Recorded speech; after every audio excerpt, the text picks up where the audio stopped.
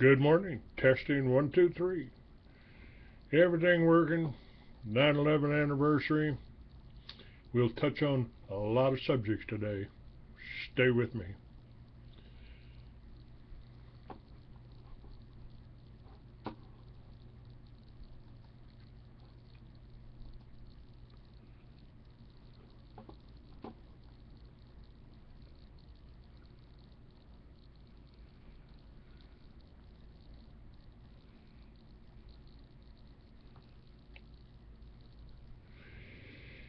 Come on, Russell. Let's go. Crank this up.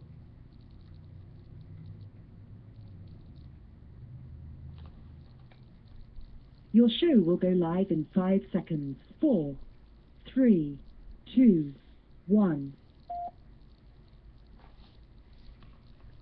Roth Talk Radio. Now we can see a new world coming into view. A world in which there is a very real prospect of a new world order. The new world order does not mean surrendering our national sovereignty or forfeiting our interests.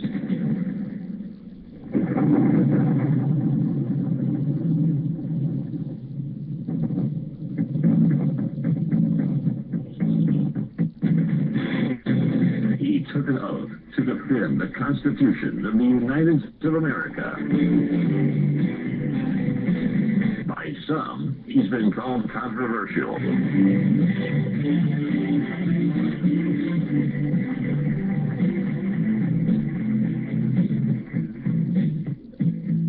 How can I convince you when your ears refuse to hear? You turn your heart away from me each time that I draw near. Your eyes refuse to meet with mine, they glance away in fear. As if you should know your reception is fear.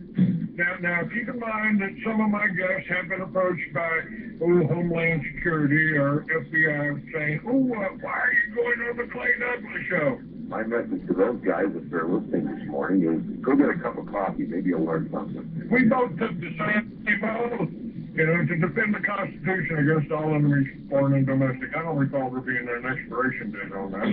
Well, it doesn't show. How can I contain this anguish and this pain? Knowing that your eyes are blinded by the light. He is the free American, Clay Douglas.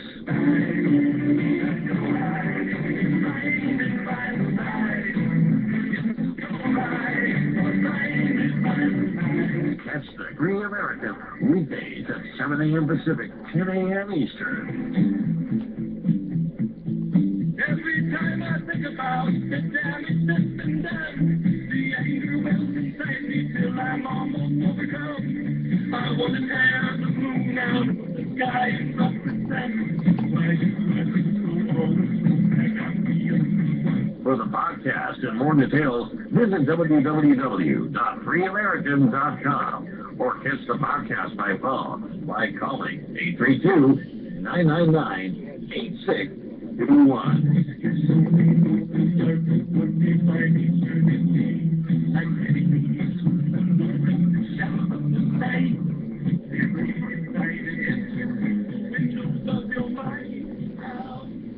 Good morning, ladies and gentlemen. Welcome to another edition of the Free American. I'm your host. I am Clay Douglas. My co-host today is Russell Pappalardo. And today, 9/11. What's it been? Almost 14 years since this collapse, impossible collapse, happened. And I've got somebody posted on my website, 9/11 was a Zionist job, and it absolutely was, folks. The Jews were there the cops found more Jews in New York around the World Trade Center, and they were there to document the event. There were no Muslims there. Russell, would you like to comment on that? And I've got a couple of things here that we can play anytime we want when we get ready to get more coffee. I've got a stewardess that's written a book or two, and she was just very fortunate that she wasn't on one of those planes. She flew in right after this happened, and she's got a book out about it, and it's friend one of my listeners, and this is I think a positive note. I've got listeners that are sending in stories, sending in articles, and trying to get involved here, and let me just welcome Sarah. I'm not going to mention her last name or where she is or anything about her, because she has been targeted, and she sent me more information about some medical doctors that have written books again about the targeting of Americans by the FBI, by private organizations, could very well easily be the Mossad, and they are creating a schizophrenia. They are using electronics and computers to talk to them inside their heads, inside their skulls, to make people think they're crazy.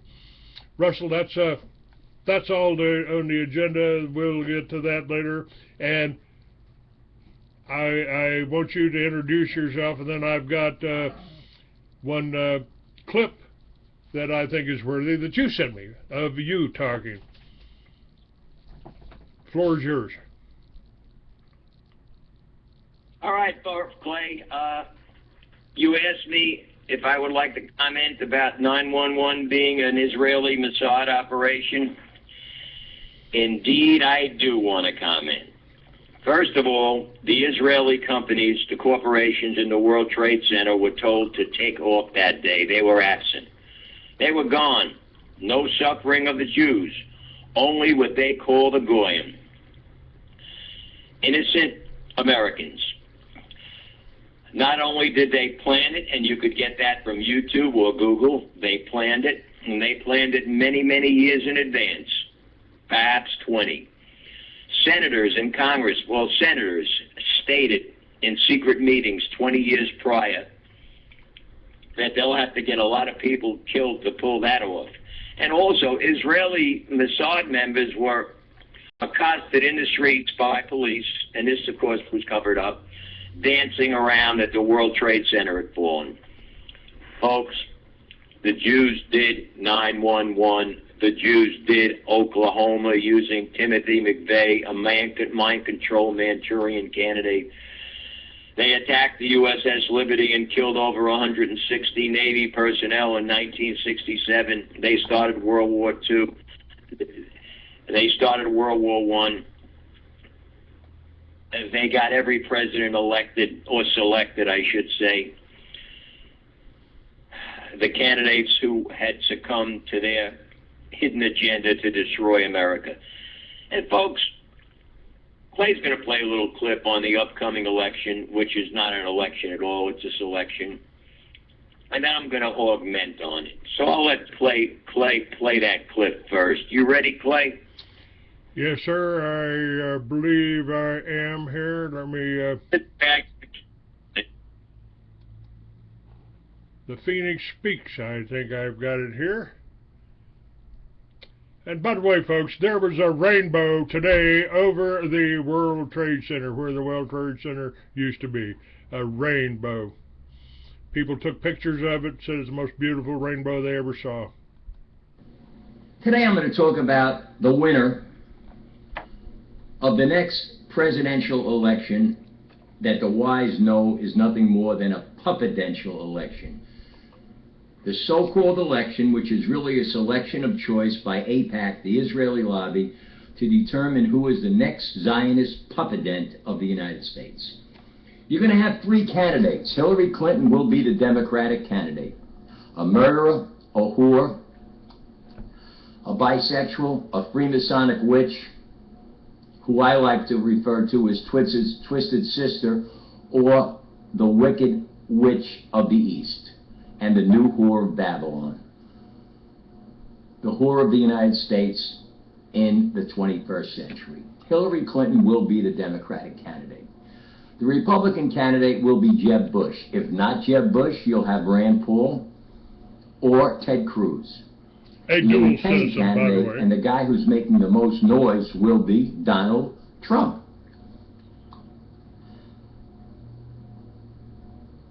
Who's going to win? Hillary.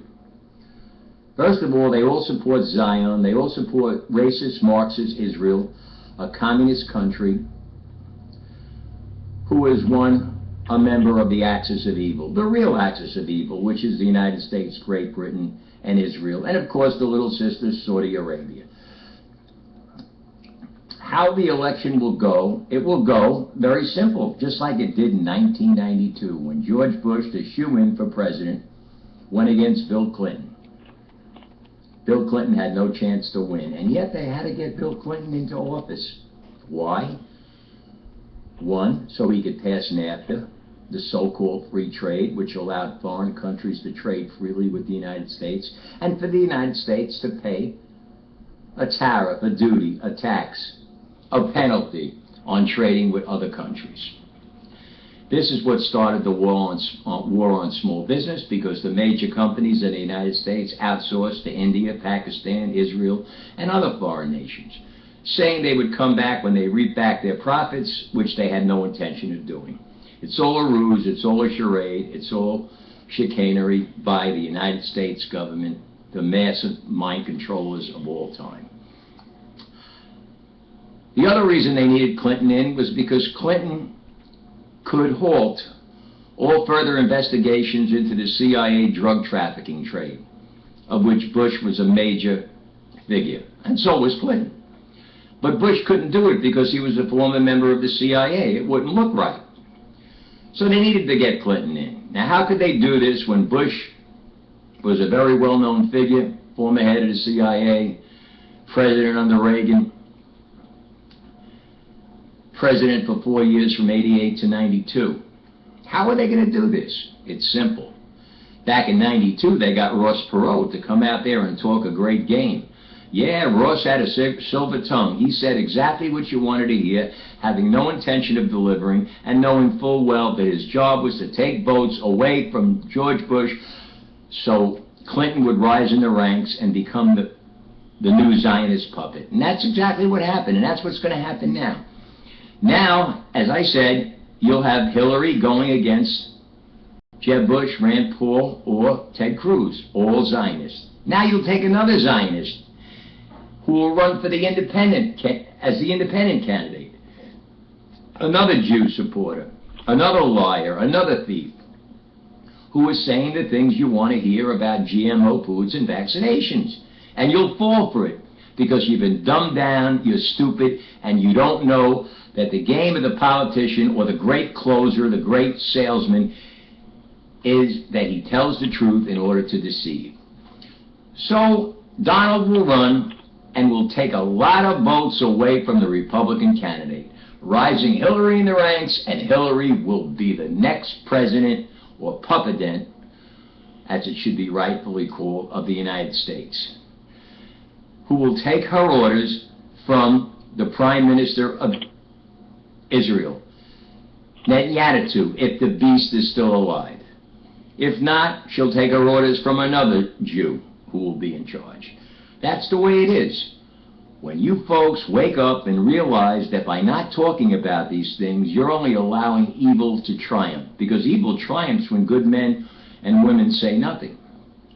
Not only do you got to talk about it, you can't vote. Voting is ridiculous. It's an illusion of choice. And your peaceful protests, you could throw them out the window too. You need to employ a tactic called complacent obsolescence. You do your job, but you don't do it well. The government will fold.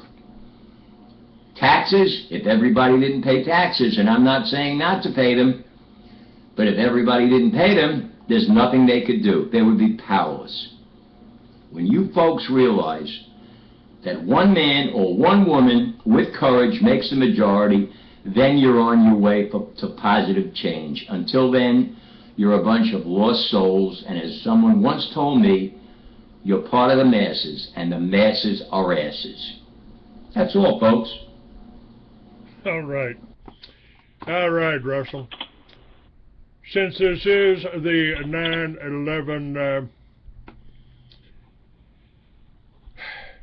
anniversary, another one here, with nothing being done, nobody being found, nobody being arrested, nobody being prosecuted, even though the internet is full of documentation, information. You know, we know that Netanyahu and actually there was another Israeli agent that I covered in my book, Mystery Babylon, The New World Order Unveiled. He was one that was pulling strings, working for George Bush, working for Israel to bring the drugs into this country. And I believe he's dead now, so I won't even mention him. Wouldn't do any good. But, again, it's all of this is documented. We know that Israel was bringing the drugs into this country, and the answer is not to go after Israel or go after even one Israeli, because all they'll do is put somebody else in charge.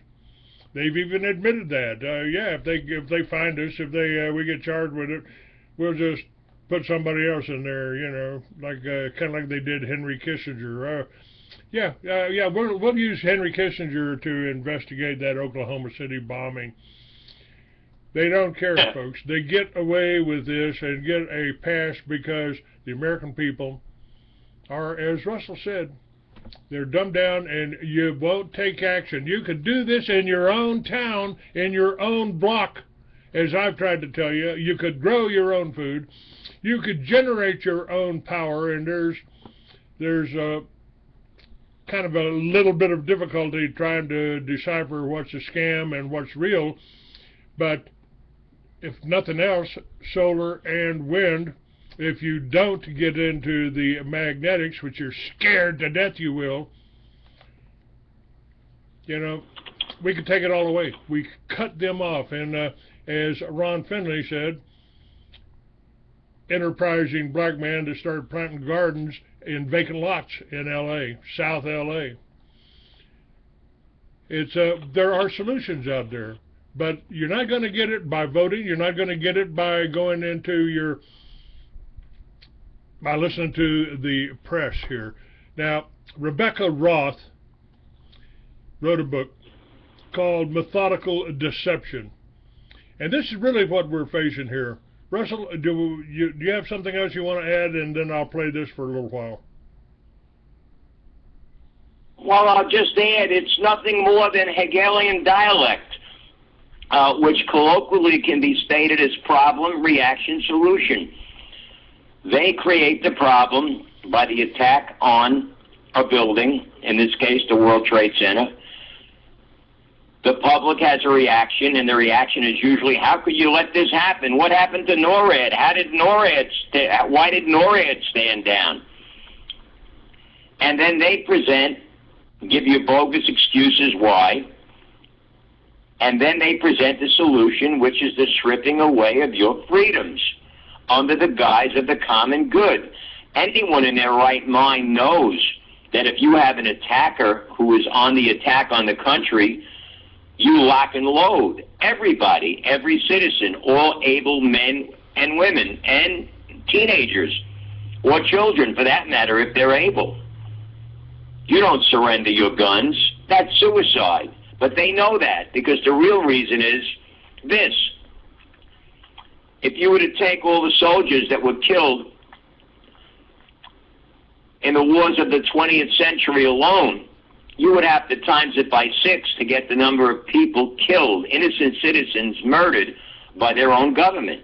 That's why they want your guns. So I'm going to end this by saying,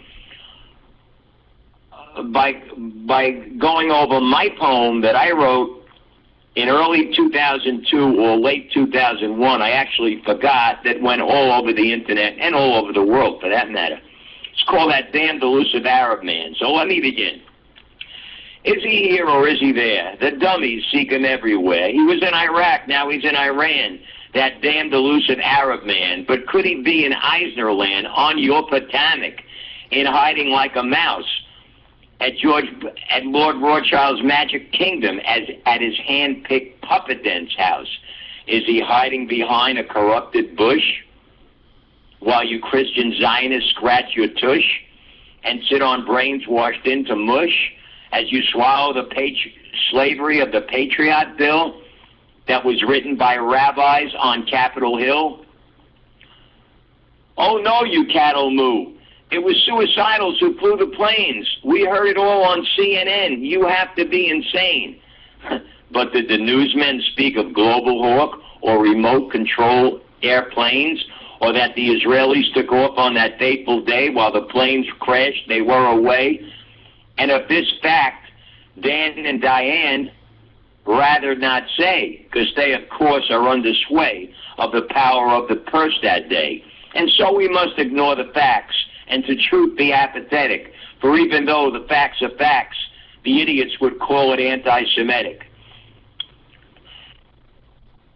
Folks, that's all I'm going to say. If you want that poem, you could email me at rjppapa@yahoo.com. That's rjppapa@yahoo.com. Let me say, though, before I end it, the end of the poem. The middle I'll get to you.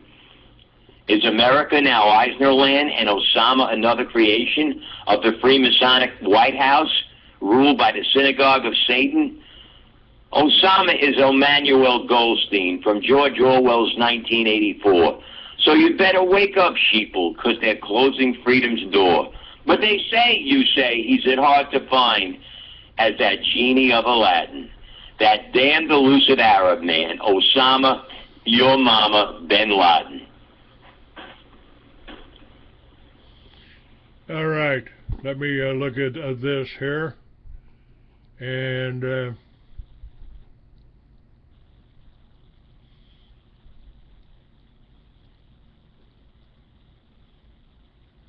are we at here? Okay.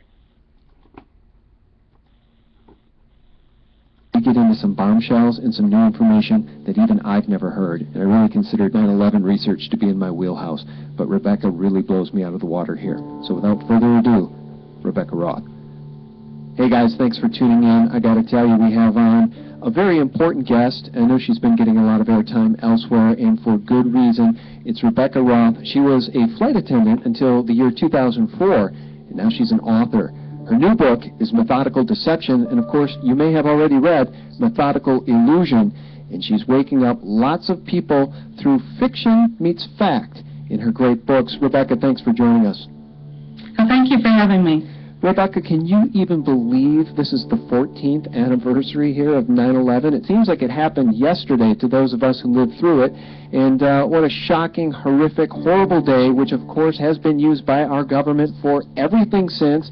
Endless unconstitutional wars of aggression, locking down the domestic battlefield in a police state. It's an endless nightmare for the people. It's bankrupting the Treasury. Rebekah, let me ask you, being a flight attendant up until 2004, what woke you up to 9/11 in this false flag operation? Well, I had just come home from Europe about 10 hours before this event started, so it's kind of close to home to me because I could have easily been on one of those jets. My phone rang and someone said, turn on your television, which I did. I was kind of jet-lagged out, half asleep.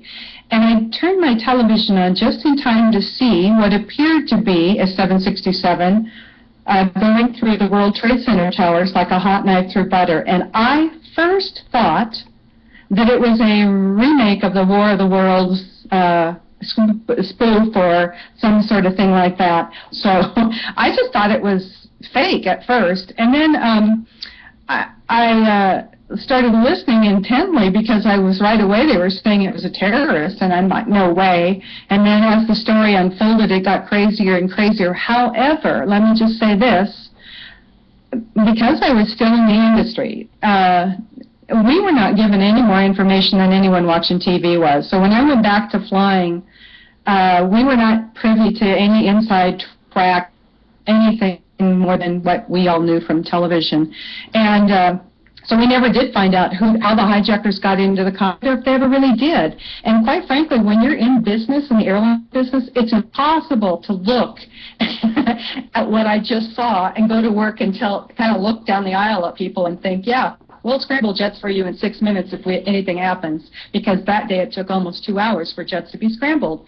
There was all of this stuff that I'd already seen and I knew was in play, all of our safety nets, and nothing worked. Not security, nothing. So there was lots of false flags, but I didn't look. I couldn't look. I went into what's often referred to as cognitive dissonance, because I couldn't bear to believe that my own government either was complacent or did this or turned the other way or covered it up and all of those things. I just had a hard time with that. And like I said, until I retired in 2004, I just couldn't look at what I would see. So I went in there. I didn't plan to write a book about 9/11 ever. I had I started to write a book, and actually, yeah, we're losing our internet here. I hope it's okay. Yeah, I'm losing mine on this end, too. Yeah, I don't know why. But let's just see how it goes. So I went to find a character of Middle Eastern name, and I thought, well, I'll just Google search those 19 Arab hijackers from 9/11. Okay, this is like 2008. Maybe 9, somewhere in there. I wasn't really paying attention. And I Google searched 19 Arab hijackers from 9/11. And lo and behold, up in front of me came a BBC article that told me that half a dozen of those guys were alive, that the Saudi government was suing the FBI for stealing their identity. And I was like, where did this come from? This was 2001, September 23rd. And I'd never seen it. And trust me, I was literally glued to a television set for 10 days. When it first happened. I mean, 10 days straight, day and night. I was like, how did they do this? For one thing, we had never been told about Al-Qaeda as a terrorist. Not a terrorist. We didn't have terrorists in 9/11. We had hijackers. So we never had been warned about the Al-Qaeda or or Osama bin Laden. Right. So I just said, who is this guy? How did they get a hold of NORAD? How did they stop the air traffic control safety net that we had in place? That's what I kept at. How did they get a hold of our military? And so I knew there was something very wrong with the cell phone calls coming in that I heard right away. In those first few days, you remember they were saying that the crew members were calling in and passengers were calling in from cell phones.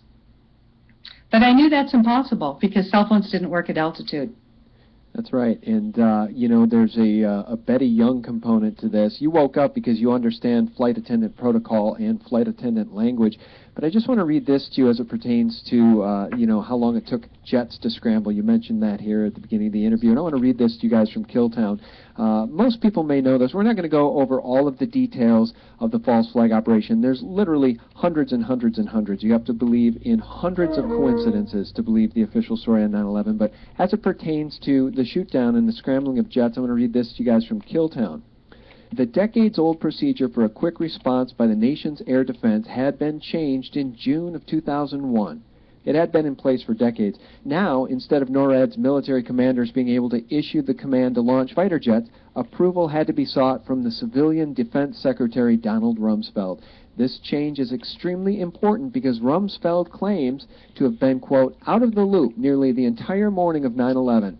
He isn't on the record as having given any orders that morning. In fact, he didn't even go to the White House Situation Room. He had to walk to the window of his office in the Pentagon to see that the country's military headquarters was in flames. Now, you have to remember, and you probably know this, Rebekah, Rummy and Cheney were buddies going all the way back to the Reagan administration. They both played a role in creating the continuity of government plans, which were secret and rolled out on 9/11.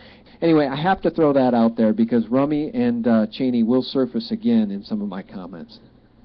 Okay. One thing I want to share with you that I discovered in doing literally thousands of hours. I mean, when I found out the hijackers were still alive, I put my novel aside and I went just 24/7 for thousands of hours of research into every aspect of 9/11. And the hardest thing I found were people that had really no idea of how an airline operates, what flight attendants do, how pilots and flight attendants work together, FAA protocols, how long they've been in place, what the shoot down was. Nothing was shot down, by the way.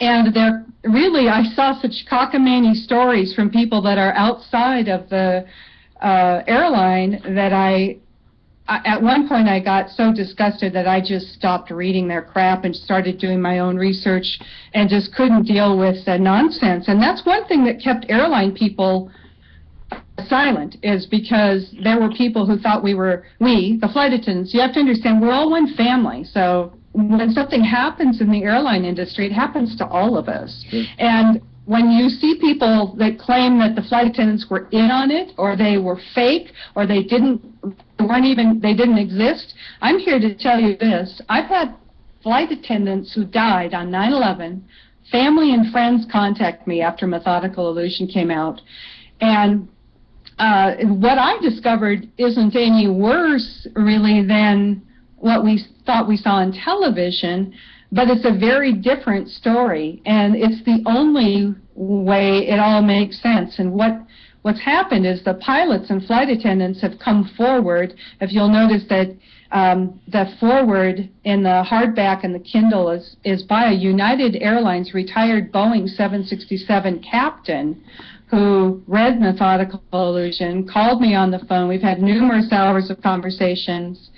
And every pilot that I've talked to has said, you figured out, you have found, indeed, the missing piece of the puzzle of 9/11. You see, in the early 90s, and most people on the ground don't understand this, that a company, and this is very interesting, that a company came to Boeing and they sold a plug-in device for the onboard flight computer system, and it was called the Flight Termination System. American Airlines referred to it as the Flight Interruption System. This was a remote control device that was sold by a company called SPC, Sam Paul Charlie Corporation. The CEO of that company was Rabbi Dov Zakheim, who was also the comptroller of the United States. Yeah. And so what happened is they came to the companies and they said, now keep in mind we hadn't had a hijacking since D.B. Cooper in like 71. So they said, this is how they sold it: in the event of a hijacking and a hijacker were to take control of the cockpit, we can land the aircraft remotely and there it will be liberated by some Delta Force or SWAT team of some sort. So you got to ask yourself right here and now, then why, if we had 4 airplanes that were commandeered supposedly by hijackers, did they not land those airplanes remotely where they were liberated by a hostage rescue team? Now, yeah, that's right. I'm going to stop that right here, Russell, because I revealed that. I pointed the finger at Dov Zakheim. I pointed the finger at the remote controls well over 10 years ago. And unfortunately I didn't find out until after it happened that George Bush had allowed the NSA to put out a contract to 2 Israeli companies, Amdocs and Converse, to tap all of our phones. And it was on May 20th when they tapped my phone and arranged an accident. For putting this information out right here, what this lady has just done. Methodical Deception is her book, and that'll be up on linked up to this show, so you can hear the whole description of this.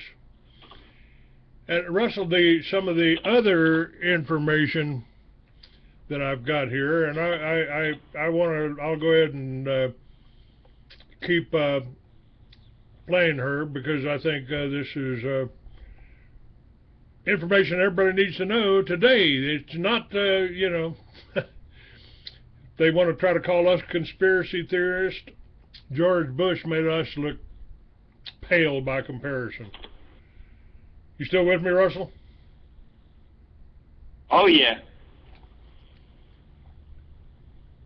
Your comments on this? Oh, of course. George Bush made, you know, with that nonsense, you're either with us or against us. We will not tolerate outrageous conspiracy theories. This is his way to put you fearful and on the defensive to make you afraid of speaking out against the tyrannical Jewish-owned government. I just want to stay below the radar. I just don't want to call attention to myself. That's what we get. Yeah, meanwhile, they know everything you think, everything you know already, so it doesn't matter. So you either stand like a man or a real woman, not a feminist piece of crap who's going to vote for Hillary because she's a woman. And I consider the men who are going to vote for Hillary not men at all, but emasculated, Judaized, how about all you black folks? Wimps. How about all you black folks out there that ought to know the dangers of slavery? How do you justify voting for a black man? I mean, come on. This is You know, color means nothing to me. Whether a man is black, white, or in between, it means nothing. It's character that means something. That's right, and that's what I've told people forever. I think a lot of black people are becoming awake and aware that the Jews, the same Jews who control the United States and own the United States since the days of Woodrow Wilson, know that the Jews ran the African slave trade. And that you could get that information, if you don't know, by going to YouTube and typing in Walter White Jr., 1968, the African slave trade. See, this Zionist control of the United States has been going on since prior to 1913, when the Jews who have their spies found out that Woodrow Wilson was having an affair with one of his secretaries. So they bribed him. They actually got Colonel Mandel House to be his mentor, an avowed communist. They also made him pick the first Jewish first Jewish Supreme Court judge in the United States. All you got to do is Google that, and you'll find out it was all done under Woodrow Wilson. They also got Woodrow Wilson to okay the Federal Reserve Act, which is printing of money that's worthless, and back it up by more money that's worthless. They also got him to enter World War I because the Jews wanted World War I in order to form the League of Nations, which failed and eventually succeeded with the United Nations, another communist organization started by 16 communists and one black man. Of course, the fools out there will be sure to shout that it was Martin Luther King, but I doubt that very much. See, once they give you a bad name, you got to know something. If the government gives you a bad name, you got to be of a very high, good, moral character. Anything the government says to you is a bold-faced lie. Anything that cometh from the mouth of a politician is nothing more than a Jewish or a kosher bowel movement. After the fat, pudgy Jew was constipated for a week. When you folks could realize that, you're on your way to waking up and doing something about it. Until then, you're dead. You're worthless. You should be ashamed of yourself. And now you'll vote for Hillary Clinton. I just did a lip-sync video of Twisted Sister. We're not going to take it involving Twisted Sister video. It should be up on my Facebook page within the hour. My Facebook page, in case you don't know, folks, is Phoenix Speaks and then the number 1. You go to facebook.com/Phoenix Speaks 1. You get there, like the page, comment on the post. If you have questions, I'll be happy to answer them. Go ahead, Clay. And you got to excuse me for a minute. I got to grab some coffee. I'm going to go get my coffee here in exactly 20 minutes. And at Eastern Time, well, no, actually that's Western Time, or Mountain Time, at 8:59 here, 9:59 here, that's coming up, we're going to have 1 minute of silence to remember the people that didn't get the warning from the Israeli messaging services that kept all the Jews out of the Twin Towers. And I've talked to people, the janitor, who was the last man out of the North Tower, and he talked to me and told me about hearing the explosions in the basement of the Twin Towers. Had nothing to do with the planes hitting it. And you ever light a candle and have it burn from the bottom, folks? I mean, really think about this. Now, I tried to give you this information 10 years ago, 2004. I put building number 7 on the cover of my March issue of the Free American magazine. And I tried to tell you, I told you about Dov Zakheim, Rabbi Dov Zakheim, that had a contract to put remote control devices in the planes. I told you about that. I'm still trying to tell you about it. Still trying to give you the information. This whole Jade Helm thing is a AI report. It's artificial intelligence, and they are using it to plan attacks to try to predict what we're going to do. We have to become unpredictable. We have to, doesn't mean we got to go out and shoot anybody, but we have to stop falling for their, how do they put that? It's, For their hype, for their spin, for their lies, for their balderdash, for their false news, for their brainwashing, for their psychotropic drugs, for their fluoride. Oh, by the way, folks, if you're suffering from any pain and you don't want to take prescription drugs, which you shouldn't, and you also want to stop drinking fluoridated water, but you can't afford a water filter, I can assure you that if you take organic sulfur, and I could get it for you, contact me at rjppapa@yahoo.com. Organic sulfur will flush the fluoride out of your system. Also build testosterone and remove a myriad or a plethora of different other complications that were created by the Jews who run the CDC, the American Health Association, and the Food and Drug Administration. All designed to poison you. You could contact me for that at rjppapa@yahoo.com. Go ahead, Clay. Well, there's a term here, and I've just lost it here, but it's how they rule you. The consensus. Are you part of the consensus? If you keep your mouth shut, if you don't jump up and holler, wait a minute, isn't that unconstitutional? What gives you the right to do that? Are you a corporation or are you a government? Didn't we elect you? Aren't you supposed to be serving as a senator or a congressman? Why are you working for the corporation? Why are you doing this? Why?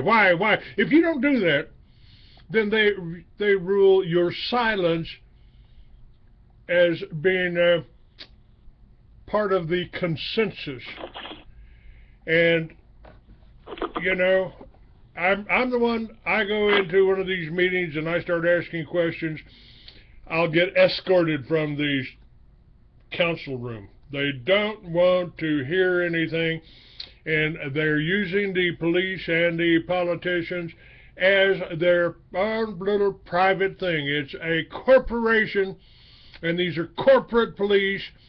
They're there to serve and protect.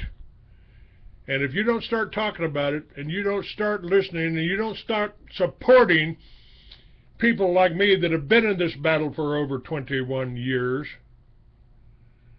and you're a fool. You're simply a fool. You're still working for them. You know, I've been through the political process. I was there with Pat Buchanan. I was there with George Bush. I'm sorry, not George Bush. I was, who was I with there? You know, all of the other politicians there that were trying to, when I went through in 1996, I went through the whole presidential thing. I was there in Dallas when they expelled a wonderfully intelligent black man who was talking about abortion, Alan Keyes. They escorted him out of the presidential podium. They escorted my friend Charles Collins, wouldn't let him in the hotel in Florida where George Bush brought 2 bus loads of supporters in. So your elections are rigged. And the only way we're going to get around this is you start talking to people and start supporting someone that they're going to term a radical. Someone they're going, oh, he's an anti-government. Oh, he's anti-Semitic. Oh, he's a radical. Bullshit. I'm the most patriotic. I'm concerned. I just want the Constitution.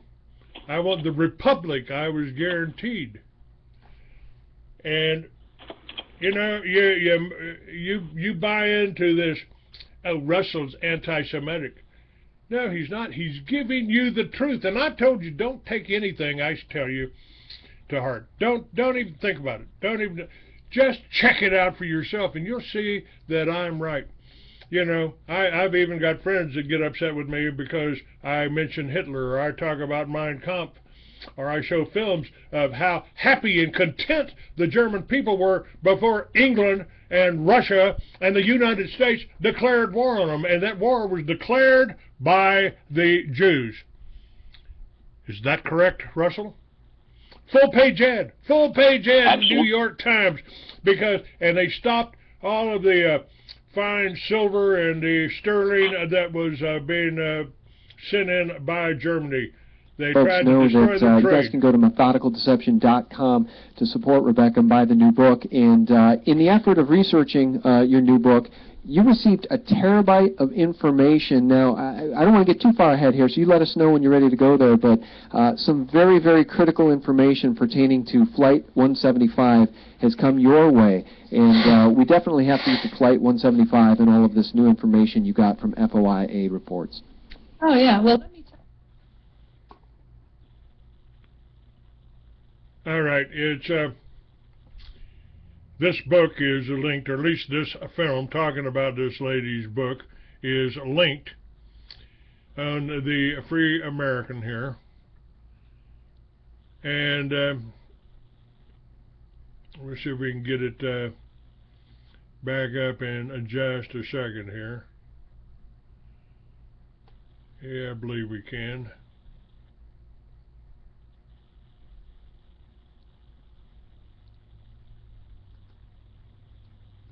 Once I found out the hijackers were still alive, I started to look at all of the details that the phone callers made. And then the first flight was 2 flight attendants, which is perfect for me.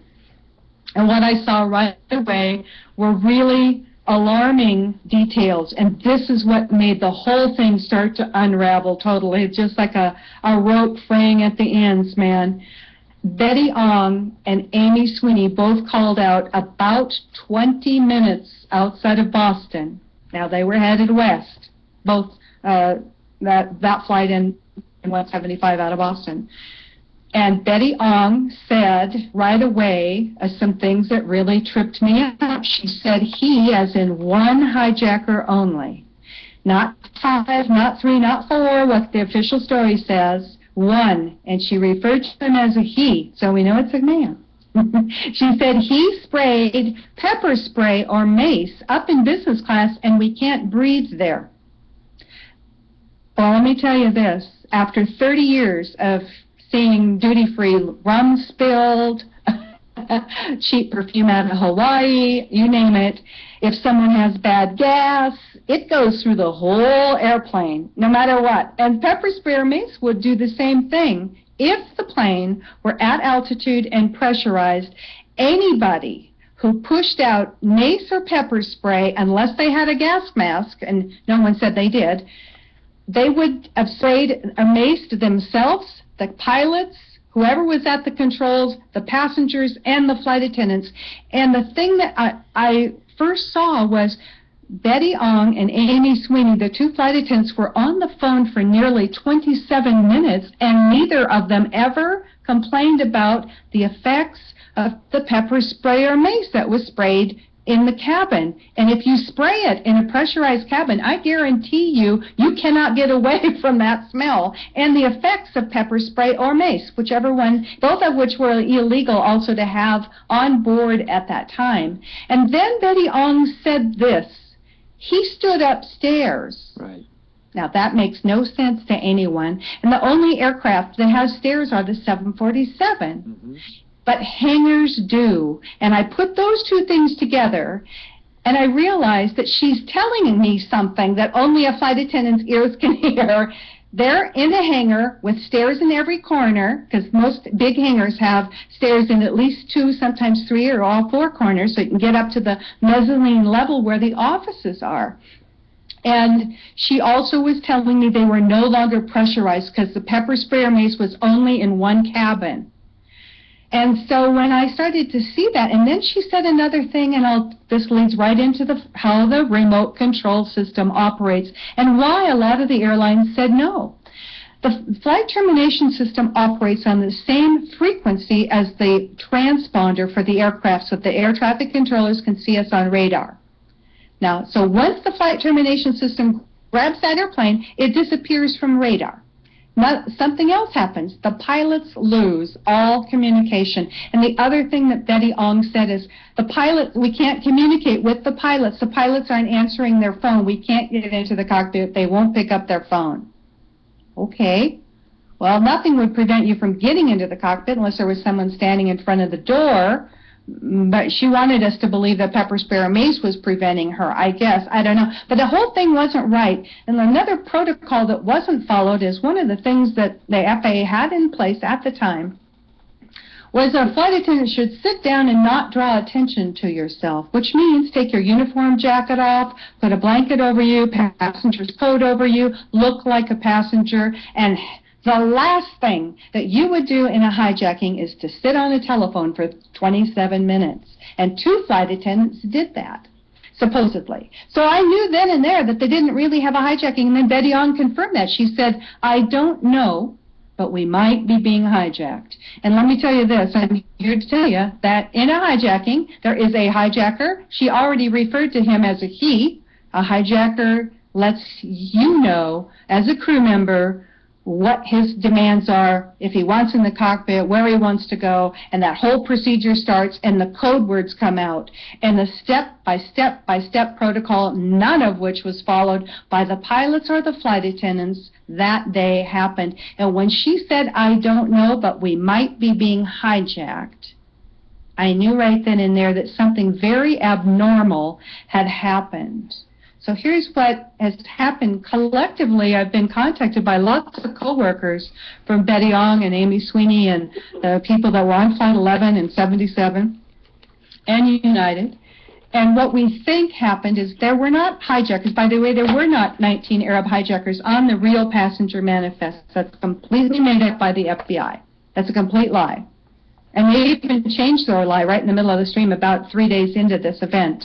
They made the mistake of claiming that 4 other people were one of the 19, 4 of the 19, and 3 of those people were still alive. One of them was an FAA employee in Florida, and another person with his same last name had been killed in a small airplane crash in Florida 1 year prior. So there's a lot of things that I saw. Well, once I realized that Betty Ong and Amy Sweeney were not in a hijacking, that something different was going on, then I started to look deeper into everything that everyone said.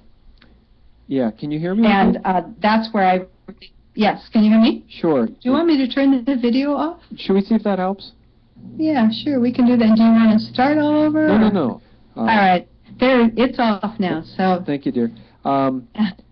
Rebekah, just stunning information. Some of our listeners are familiar with this information, others are not. And I do want to ask you a little bit more about the phone calls and, what is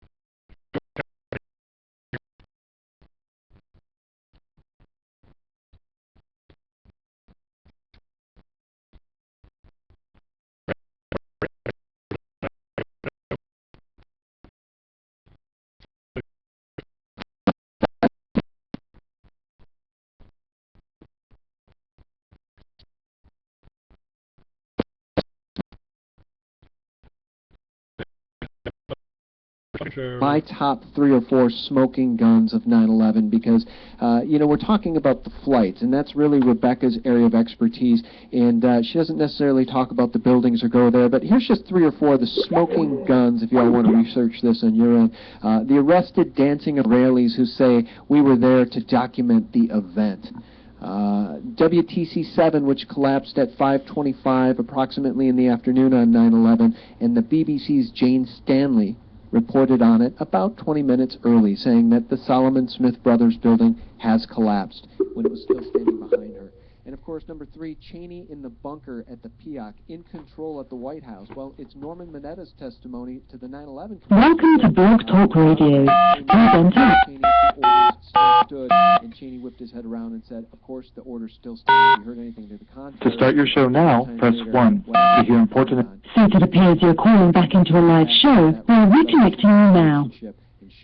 All right, thank you. Michael, let me ask you about phone calls. What was possible on 9/11? Because, of course, some of the first information we heard that morning from CNN and the Mockingbird media was about Flight 77, and one of the first people interviewed was Ted Olson, who claimed his wife, Barbara Olson, had talked to him and given him all this information, and it was only a few years later that the FBI itself admitted that Barbara Olson's call lasted 0 seconds.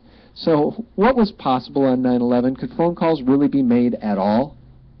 Not really. If you were to leave, let's say, you know, a major city like Chicago or Seattle or Minneapolis or Detroit or some major city, major hub, where there's a lot of cell phone towers, in 2001, you might be able to make a quick 2-second phone call until you hit about 1,800 feet.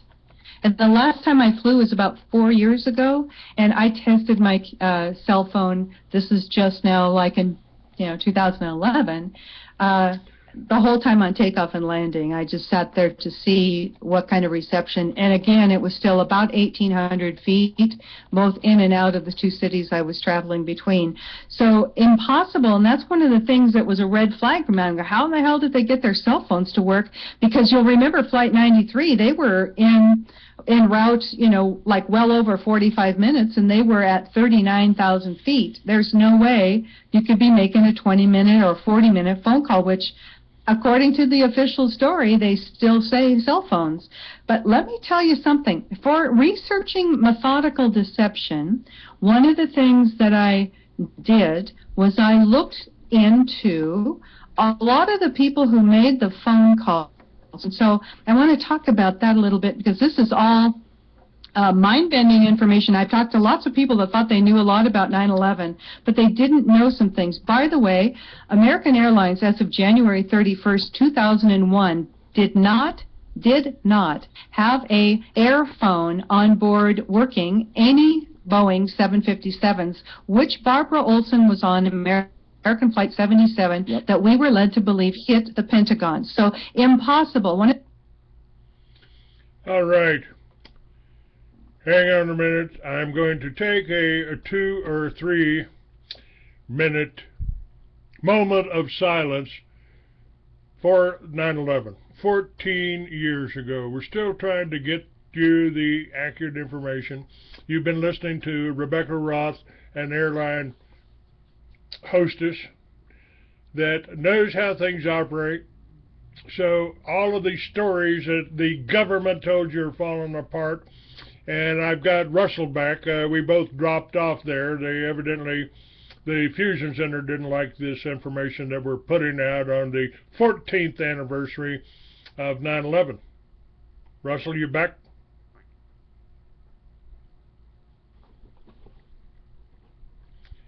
Hopefully Russell is back with me here.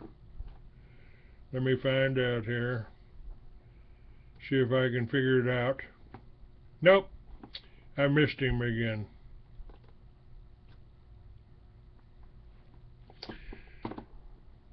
Got them both dropped here.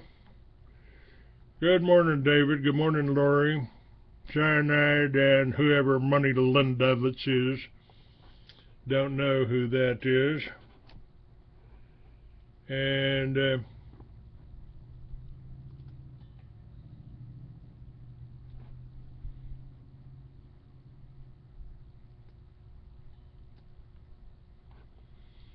All right.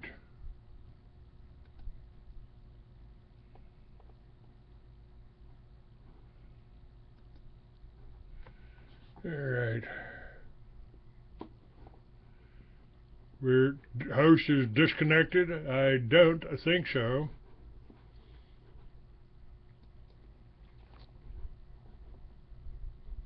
Let me try this again.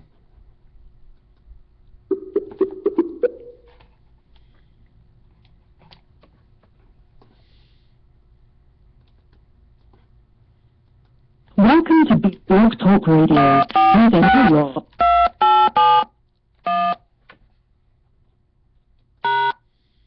The PIN you entered does not match the PIN you have on file for your account.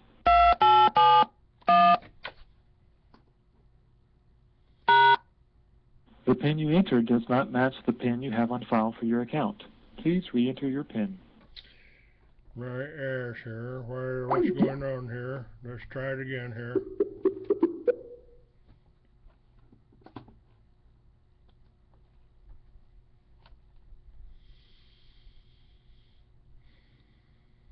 Welcome to Blog Talk Radio.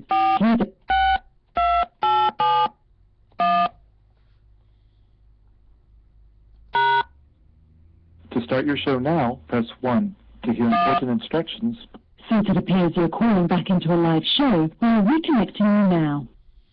All right. Got that back up. Okay. 804 got back on. Now all I need to do... Good morning, Lynn. Nice to see you here. And we are got back up here. Russell will call back in just a moment. See what I had here. What was I listening to here? Rebekah Roth is who we've been listening to. I guess that break there will do for my 1 minute moment of silence for the 9/11 victims. And that should be for the real 9/11 victims are probably listening to this right now. You've been deceived, you've been raked over the coals, and you've been set up. One of the things Ted Olson said was she called collect from her cell, then she called, which you cannot do, then she called collect using an air phone, and you cannot do either. You had to activate those with a credit card. So their whole story is really bogus. But let me tell you something that I found about Barbara Olson, because a lot of people think she was one of the handlers, much like 9B on Flight 11, the Sayeret Matkal, highly trained assassin from the Israeli Defense Forces Special Operations Unit called the Sayeret Matkal. Yeah, and he was on Flight 11, correct? Correct. He was on Flight 11. Yeah, okay. And passenger 9B. His name was Daniel Lewin, and I'm going to get right back to him. Barbara Olson. By the way, her parents are Jewish, which is just a note. I'm not saying anything bad, but she does have a Jewish name, which is just some information for you to hold on to. She graduated from a 2-year degree in college, and then she went to Hollywood. Now, we know the connection between Mossad and CIA and Hollywood, especially HBO, which is where she went to work. Now, for a decade, she worked at HBO. All we know is she worked with Stacy Keach Productions, but we don't know if she was in acting classes. We don't know if she was acting. You cannot find anything. She could have been the copy girl. We don't know what she did, and there is no information available on what she was doing there. However, then she, after a decade in Hollywood, she went to the Yeshiva's University Law School, which is a Jewish school, I believe it's in New York. She graduated from there and immediately went to the top of the pig pile. She went to Wilmer, Cutler, and Pickering in Washington, D.C.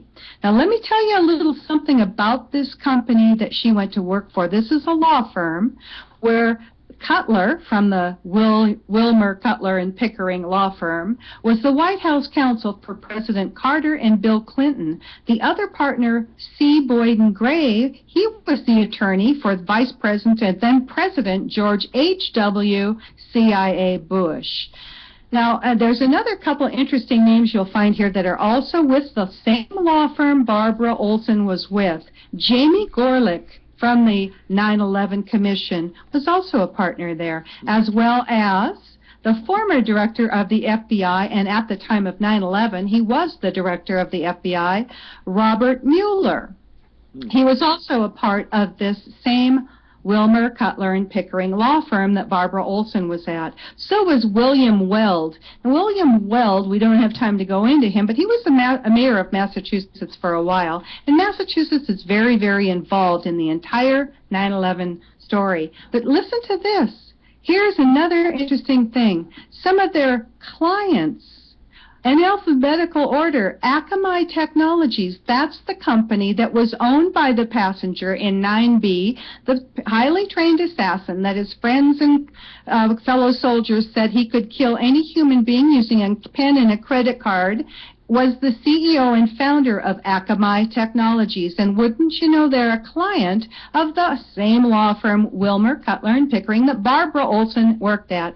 They also represent another company, an Israeli company called Amdocs. And Amdocs is an Israeli company that kept track of all the phone calls for billing purposes and snooping purposes for over a decade in the United States prior to 9/11. There's another interesting company that is involved, that these people are clients of these law firm, Avid Technologies. Now, if you will remember, over 10 years ago, I told you about Amdocs, I told you about Converse, and I told you they tapped my phones and tried to kill me. This is no exaggeration. The only problem is they failed with the accident, with the drugging, and with the intimidation. They failed on all counts. And when I got out of the hospital, I started this show again. So the information I gave you 10 years ago is accurate, and here's a flight attendant that knows how things work, telling you pretty much everything I told you before. Told you about Rabbi Dov Zakheim, one of the authors, one of the contributors to the PNACs. And they specialize in something called nonlinear video and audio editing. And so they're just a client of the same company, and that allows you to basically almost do live video editing, and it's very much like what you see done in today's NFL team play games on television, where they have things that if you're in the stadium, you can't even see those things. They're just put in live as they're streaming the video, which maybe a lot of people think that some of the things we saw that day could have been done with this type of technology. To me, it's kind of more than a coincidence that the clients of Barbara Olson's law firm, that she graduated from law school and got a job right there. Okay, so here's another interesting thing. They also represented and did an investigation. They were hired by the board of directors for Enron. And remember Enron, and they were also hired by the board of directors to look into some dealings for WorldCom. Both Enron and WorldCom were going to court in October of 2001, and all of their investigation and everything was held in Building 7 of the World Trade Center towers. So very interesting, what you call coincidences, and that's to Barbara Olson. Now, yeah, I don't believe in coincidence, and I should just add for the listeners that aboard Flight 77, Flight 11, and Flight 175 were 5 employees of Raytheon, high-level employees of Raytheon, a government military contractor. And those Raytheon employees were involved in electronic weaponry. And just so you know, also, when Barbara Olson came out of law school, she married Ted Olson. Ted Olson, just so your listeners might not know this, because I didn't until I looked into it, he was the attorney that represented the Israeli Mossad spy Jonathan Pollard, who is still in prison. Oh, I didn't know that. Yeah, see, I know. A lot of people that think they know everything about 9/11 are still learning stuff, including me. Yeah, you guys, and you can't throw, and I know our listeners don't, they're very awake, and the anti-Semite label doesn't work anymore. That spell doesn't work anymore. And again, the dancing Israelis on 9/11 that were arrested, were sent back to Israel by, I think, shirt off, 70 days later or something like that, then went on a broadcast television show in Israel and admitted we were there to document the event. Well, the only way you can be there to document 9/11 is to have pre-knowledge of the event. And at that point, we were taken for another round of questioning, this time related to our allegedly being members of Mossad. The fact of the matter is, we are coming from a country that experiences terror daily. Our purpose was to document the event. Let me just take this a little bit deeper, and it's really important that you understand this. If you believe the official story, then we have to believe that bombs were brought through security, knives and or box cutters, both of which were illegal, were brought through security. A gun was brought through security, because on Flight 93, we have Tom Burnett claiming that he saw a gun and a bomb on Flight 93. That's what he told his wife, and she was a flight attendant, so I know she wouldn't mess up the details. Now, I have an FAA document from the Freedom of Information Act data that states at 8:44, a passenger on Flight 11 was shot. That can only happen with a gun. So then we have pepper spray and mace also, which were illegal to bring on board. So then you have to look at who was running security. How did all that stuff get on the plane? Well, first off, you have to understand this. 19 Arabs were not on the real passenger manifest. But to go with the official story, the same company that ran security for American and United was a company called Huntley USA. They were a subsidiary of an Israeli company called ICTS. ICTS International also runs security still for in most airports in the European Union. They ran security when Richard Reed came through with the tennis shoe bomb out of Paris, and the panty bomber into Detroit that Christmas morning, where he just torched his butt, not the aircraft, the underwear bomber Abdul Muttalib. He was put on in Amsterdam Schiphol Airport. They also run security there. Now, here's an interesting thing. For the methodical deception, one of the things I wanted to do was find out where did people go that really failed to keep us safe that day. And one of the people you just brought up was Norman Mineta. An interesting note that Norman Mineta, today, this very day, sits on the board of directors for that company that failed in Newark, in Dulles, and Boston, United and American Airlines, and all those passengers and all those people in the towers. Huntley USA, ICTS International, he is sitting on their board of directors today. That's interesting. Now, you know I don't believe in coincidences, but I do need to say that Norman Mineta's testimony about Cheney being in control at the bunker and saying what he did to that young officer who would give him updates about the plane is 50 miles out, it's 30 miles out, it's 10 miles out, sir, do the orders still stand? Cheney says, of course the orders still stand. That was not included in the 9/11 Commission report, and it seems to call into question Mr. Cheney's motivations and what he was up to that day. But again, very startling to hear that about Norman Mineta. Coincidences? Boy, I don't know. I'm going to take you.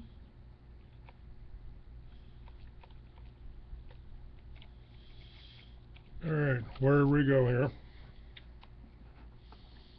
I'm back, Clay. I was disconnected 3 times. Yeah, me too.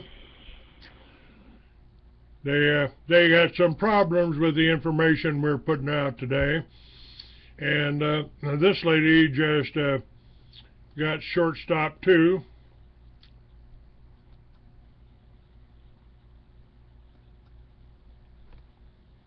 You there? Yeah, I'm here. I'm just trying to get... Now, that's what they do. They don't want the truth out. They want you to only swallow their lies, their balderdash, their chicanery, their dogma, and their propaganda. And when I say there, I'm alluding to the Jews. Oh, yeah, it's the Jews, stupid. The world's foremost problem. We even got disconnected on Blog Talk Radio this time, so...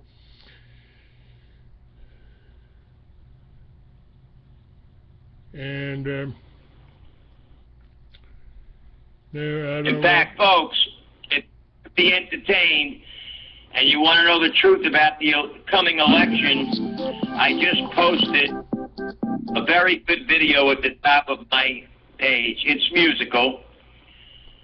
It says, say what? You're voting for Hillary? Twisted sister Clinton? Shame on you. For more on why you should be ashamed of yourself, tune in now on Blog Talk Radio on freeamerican.com. However you can't, you could hear the podcast all weekend. And then click on the link below where I do the song, We're Not Gonna Take It. Bye, Twisted Sister. I gotta tell you, I get pretty, sometimes, not often, I don't get depressed very often, and I certainly don't get suicidal, you know, but I have been doing this for over 21 years. Even before that, I did it 25 years ago when I exposed George Bush's Operation Watchtower. And I've always been able to make money. I mean, I went out and I got advertisers. I got sponsors. I got support. I got enough to, you know, I even had to go to court sometimes because somebody tried to stop me from writing an article for Easy Rider or Motorcycle Industry. And I beat all that. I mean, I beat it in court. I got enough money out of a settlement that I made without an attorney from a publicly traded company to start the Free American. And that occurred up until 10 years ago. Evidently, this show and the magazine, which was on the stands at Barnes & Noble and Books A Million, was too much of a threat for them. When I exposed Dov Zakheim, as this lady just told you about, Rebekah Roth just told you about Dov Zakheim, building the remote controls for the planes. You know, when I exposed that, they tried to kill me. Now, I managed to get back, not necessarily getting the Free American back, because I'm just one guy. I can only do so much. I've got to book the guest. I got to find the guest. I got to find this information. Now, I'm getting a little help. My new friend, Sarah, told me about this video with Rebekah Roth. You can't believe how much of a help that is, folks. It may not seem like much to you, sending an email over, sending a link to a video you watched. You may not think that's anything, but it is. And, you know, sending a donation for $10, $20. You may not think anything about that. It's the cost of a six-pack of beer. But it is.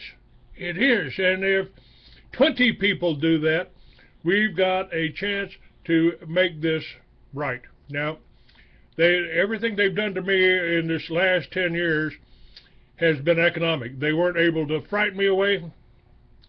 Clay, you've been hallucinating, Clay? Well, you can thank us for that. Yeah, who are you? We're CIA. Yeah, what are you doing in this country, and what are you doing fucking with me? I don't, you know, we don't like you publishing that motorcycle magazine. That was an attack on me because I still had an income. I still had advertisers. And that only stayed for less than a year when somebody, now who do you think, went to the advertisers and threatened them to keep them from advertising with me. So I lost all of my advertisers in Thunder Riders magazine after the CIA threatened me. Russell, I got to tell you, I mean, it's like, well, wait a minute.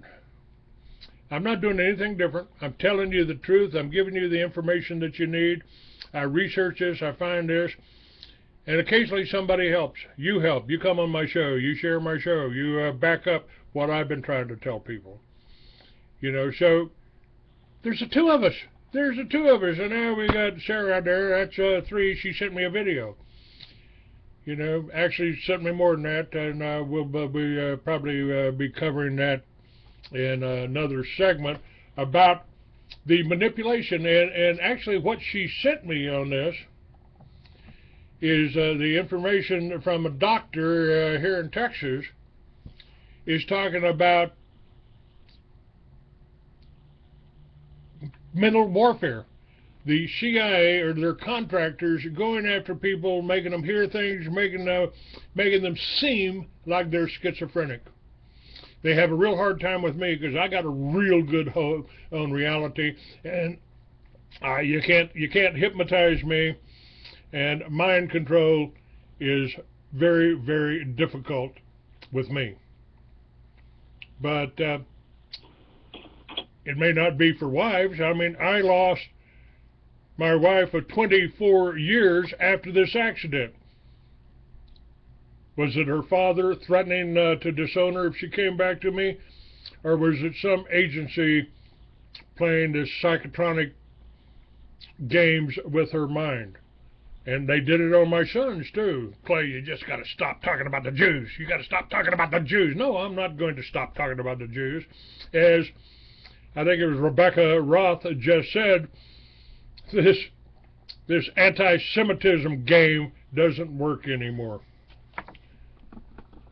But, and what I've tried to tell you folks is if we work together, if you were backing me, and we were just working in one town, growing gardens, you know, protecting each other, looking out for each other, we could do amazing things. And, you know, there's some states out here, some companies that are actually doing a good thing. There's the company that's operating out of 6 states that's putting greenhouses on the roofs of the supermarket and serving the vegetables you buy that day in the supermarket are not GMO modified, and they don't have chemtrails sprayed on them. So we've got answers. We've got answers. But if I contact that company, if I try to get them to advertise or try to get them to come on my show, they will be attacked. This is what we're up against. Russell. Oh, there's no question about it. Or they'll ignore one or the other. That's what they do. They cannot debate with you or I, no matter how intellectual, no matter how glib and silver-tongued they may be, and win the debate, because their information is false, and they know that. So what they do, number one tactic, is to ignore. The second is to degrade the character of the individual telling the truth, never contesting the argument. And the third, if we get too loud, in the old days, they'd find us eliminated. Maybe they'd say we committed suicide by shooting ourselves in the back of the head. We had a heart attack. We had an overdose of barbiturates, tranquilizers, narcotics, whatever it may be. This is the way of the Jew. This is the way the slimy, scandalous, infamous, insidious, heinous, power-seeking, shekel-loving, shit-faced, big-nosed, beady-eyed motherfucker operates. And yes, I'm using profanity because I'm dealing with the profane. The Jews are not Semitic. They're an Ashkenazi race of Mongoloids, Turco-Finnish Mongoloids to be precise, from the steppes of Eastern Europe that J.R.R. Tolkien alluded to in his great allegory, The Lord of the Rings, as orcs, under the control of the shadow of the East, the false god whose all-seeing eye is on the Federal Reserve note of $1, named Yahweh or Jehovah and Archon. And these are the same. Go ahead, Clay. These are the same people in Eastern Europe that Russia united against, that the Ukraine kicked out. And they killed 11 million people in the Ukraine, starved to death in the Ukraine. And then they went after Russia and killed 60 million under Stalin, under the other Jews that took over after they murdered the Tsar. Okay, folks, that's all old history. This is happening right now. And when they, if you listen to one of these shows that I did the other day, I had a guest on that was talking about the rape of Russia, the rape of Russian women. That could happen here. And Alexander Solzhenitsyn told you that they weren't Russians. They hated Russians. They hated us. Well, they hate Americans too, and they don't care what color you are, whether it's white or black, or whether it's Hispanic. They hate you, and they're trying to use each race against each other. And they wrote that in the Protocols of the Elders of Zion.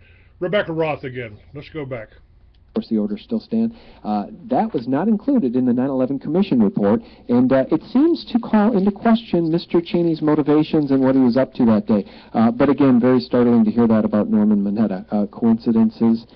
Boy, I don't know. I'm going to take you to...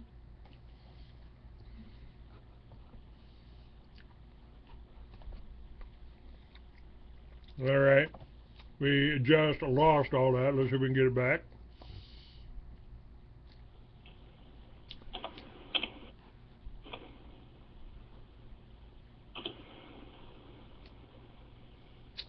Shows kinetic. Now, this is a methodical deception. This is a 9/11 bombshell. And as soon as we get rid of this, how to remove gout stains. Rebekah Norman Mineta's testimony about Cheney being in control of the bunker and saying what he did to that young officer who would give him updates about the plane is 50 miles out, is 30 miles out, is 10 miles out. Sir, do the orders still stand? Cheney says, of course the orders still stand. That was not included in the 9/11 Commission report, and it seems to call into question Mr. Cheney's motivations and what he was up to that day. But again, very startling to hear that about Norman Mineta. Coincidences? Boy, I don't know. I'm going to take you to Dick Cheney. Fasten your seatbelt, okay. And this is going to absolutely blow you away. I would like you, if you can do this on your computer, to go to methodicaldeception.com, and when you open that up, on the navigation bar, you'll see where it says Resources, and you'll want to click on that Resources. And once you get there, let me know. And then there's on the top left a big box that says about the Israeli art students at the World Trade Center. Click here. Click on that and tell me when you get to that page that has some photographs, because this is the elephant in the room that nobody wanted to talk about. And this is one of the documents, a 61-page DEA document that I went over and over and over and connected Israeli Mossad bomb experts to an art group that were traveling around the United States, and to an art group that gave themselves the name of Gelatin. So you there? I'm there. So you got those pictures? Yeah. Okay, now I'm going to take you to Dick Cheney. Just listen up. You're looking at those pictures. Those are some Israeli art students that came from a foreign country, and their art project was called B-Thing. They called their team the Gelatin Group. And just so you understand this, gelatin is often referred to gelignite or blasting gelatin. It's also referred to as blasting jelly, but gelatin, and they later on changed their name because people started waking up to this. So they named their name Gelatin. They called their art project the B-Thing, and you will see on the left-hand side a photograph of the title page of their book. And what the B-Thing was, there was a group called the Lower Manhattan Cultural Center that was renting the 91st floor, or allowed to live on the 91st floor. These foreign art students, and some of them were connected to a group of traveling art students that were all over the country that the DEA found out about because they were going door to door to some of their agents' homes and their offices. And some of the offices were not public locations. So they were like, who are these people? There's Israeli students trying to sell us art. This was just a smokescreen. So you wouldn't go to where we're about to go. Now, the guy in the pink shirt, he's on the top right-hand side. Yep. Guy in the pink shirt and his repelling gear on. Yep. They removed a window. This was their art project. They put a wooden balcony out, and they had photographs taken via a helicopter that was rented by their sponsor from the Lower Manhattan Cultural Center. And that particular gentleman also had a big party to celebrate this event, and he rented part of the top floors of the Millennium Hotel. You'll remember that from 9/11, and who was there, the Bush relative, and took pictures and had a big champagne party watching this, okay? Look behind the gentleman in the pink shirt. You're going to see two big bold numbers. It says BB18. Those are fuse holders. Now look at all three pictures and look at how many boxes of plastic fuse holders that can be used for remote control demolition. And ask yourself, why would art students from Israel and Austria be having thousands of fuse holders? This building was built in the early 1970s. They weren't electricians. They weren't redoing all of the electricity in that building. You know, think about this. Okay, so I get this book out and waiting for my shipment of books to show up, and I literally had a voice say to me, look into this. Those fuses, by the way, come from a company called Littel Fuse, L-I-T-T-E-L, Fuse Company. They're located in Chicago. And some little voice said to me, take a look into this Littel Fuse Company, where all of those fuse holders behind those artists are. And now some of those artists are guaranteed Mossad bomb experts. And that's in the DEA document that you can read. So I find out that Littel Company is a subsidiary of a corporation called Tracor, T-R-A-C-O-R. Now, Tracor, they went bankrupt in, 81, 90 or someplace like that. They went bankrupt and split their company. They were a government contractor. They split them off into Tracor Aviation, Littel Fuse, and Tracor Defense Holdings. They're based in Austin, Texas. They were bought out by Westmark Systems. Bobby Ray Inman was the chairman of Westmark at a point. Then Westmark kind of started losing it, and Tracor bought them back. Tracor bought out a company called Vitro, which used to be the Kellex Company. Let me tell you about Kellex Company.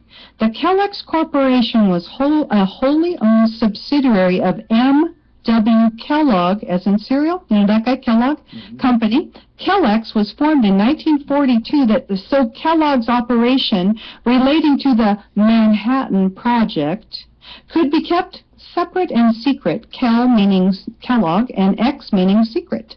The new company's goal was to design a facility for the production of enriched uranium through a gaseous diffusion technique.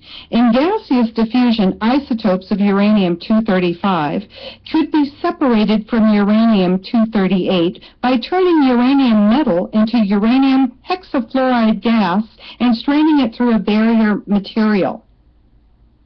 Now, this is kind of interesting, too, so for those of you who remember that originally the first responders were getting calls that there was a missile launched from the Woolworth building.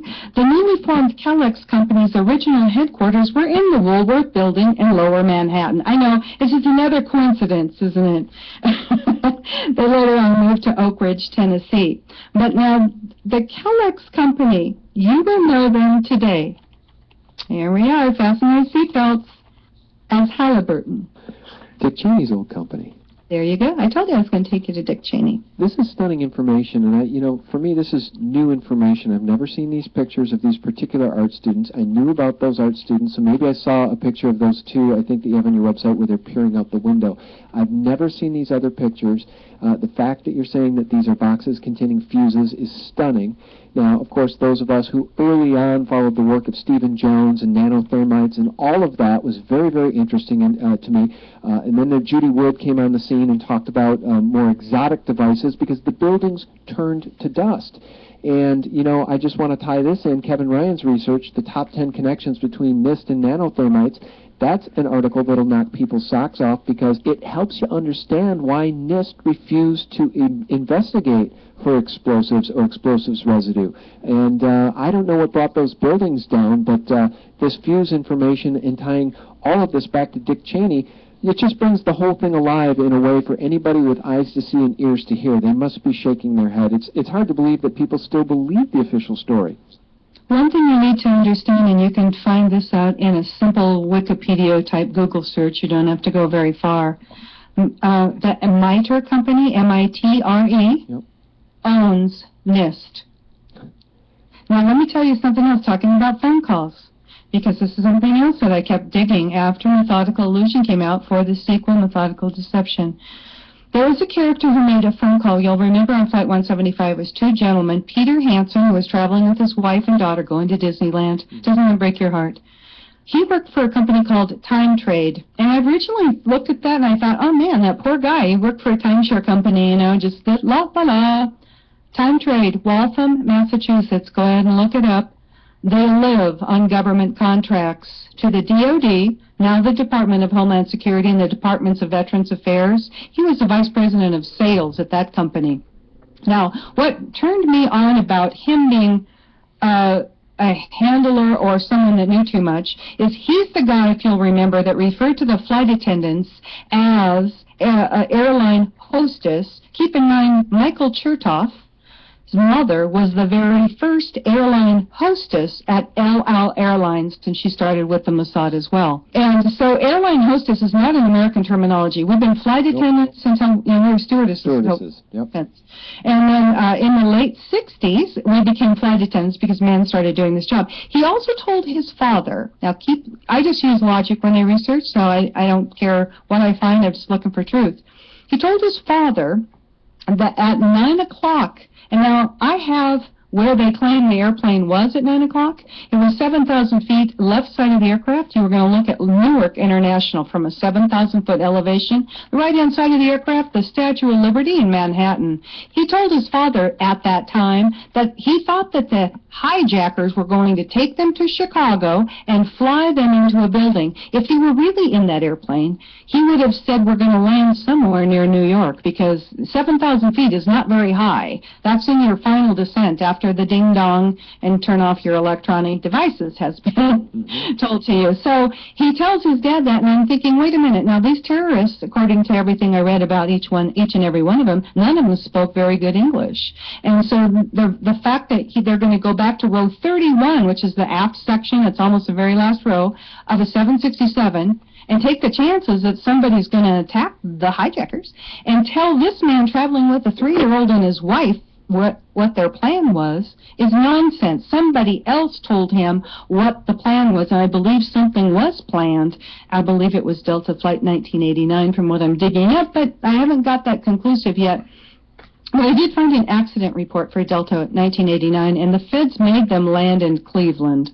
But they didn't have a hijacker on board. But they might have had some handlers that needed to get free. So there's some really oddball things about Delta in 1989, also coming out of Boston. So I thought that was really odd. The other guy who called, Brian Sweeney, this is really weird. According to the FBI documents I read, he was a pilot. He flew in the Gulf War, and I thought, wow, hero, interesting. Well, he was 6'2", 225 pounds. His friends all said he could kill any human with his bare hands. And if you were ever in a bar fight, he went to a flight school in Miramar, San Diego, California, Top Gun.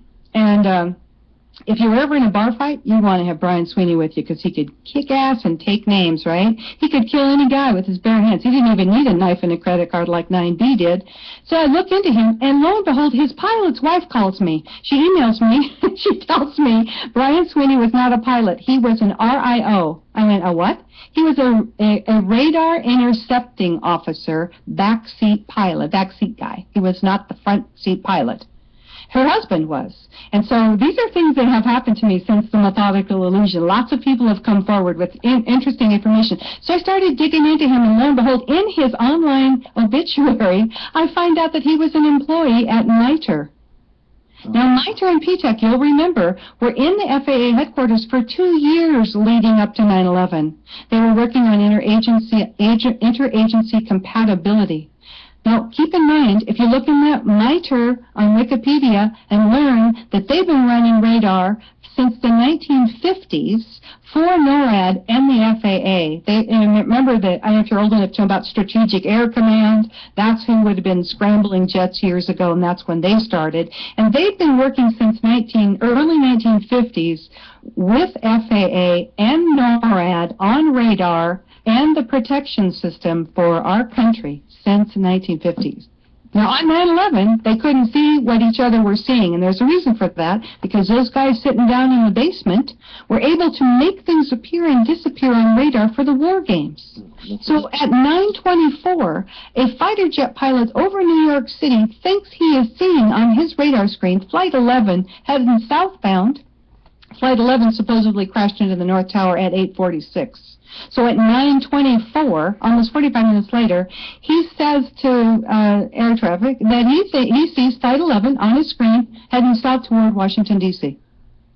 How do you think that happened? Somebody was manipulating the radar. Yep, and there were war games going on that day, all sorts of different war games. You know, before we get to this other Freedom of Information Act bombshell that you wanted to share about Flight 175, I'm going to ask you to speculate. What do you think the plan was with World Trade Center 7? Because it's clear to me that that building was brought down by explosives. What was the cover story supposed to be? You know, I have guessed that. I've looked at this whole thing overall, man. I built charts. Once I discovered that all 4 aircraft were remotely taken over, and the phone calls worked exactly with when they got on the ground at that Air Force base that later on I found out was evacuated and on lockdown, and everyone was locked out. Once I discovered that, and I got over the fact that my stomach turned upside down, and I literally, I felt like I was kicked in the gut when I tried to debunk myself for over a month after that. I'm like, no way in hell. In the methodical illusion, I teach a reader how I did what I did. How did I discover this? To find this thing called a flight calculator from airplanemanager.com, and you can punch in any cities, and the code, I give you the codes for every place, so you can do it yourself too. What happened on Flight 93, often leaving one of the New York airports that hour of the morning, there was a lot of traffic on the ground. They got caught up in the morning push traffic, and they were 41 minutes late leaving. And now, they were supposed to leave at 8 o'clock. And so you have to understand that with a 41-minute delay, then, oh man, all things were breaking loose. When Delta 189 left Boston, it would have been commandeered around 9:35.